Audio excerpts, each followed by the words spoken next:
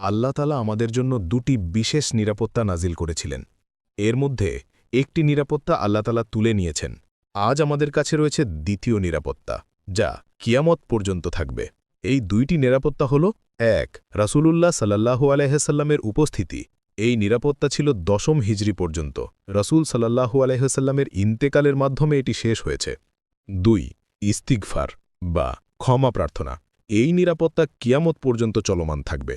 আল্লাহ তাআলা কুরআনে এই সম্পর্কে বলেছেন, وما كان الله ليعذبهم وأنت فيهم وما كان الله معذبهم وهم يستغفرون। হেই নবী, তুমি তাদের মধ্যে থাকা অবস্থায় তাদেরকে শাস্তি দেয়া হবে, এটা আল্লাহর অভিপ্রায় নয়। আর আল্লাহ এটাও চান না যে তারা ক্ষমা প্রার্থনা করতে থাকবে অথচ তিনি তাদেরকে শাস্তি প্রদান করবেন। ব্যাখ্যা: আল্লাহ তাদের শাস্তি দেবেন না যতক্ষণ আপনি রাসূল সাল্লাল্লাহু আলাইহি ওয়াসাল্লাম তাদের মধ্যে আছেন।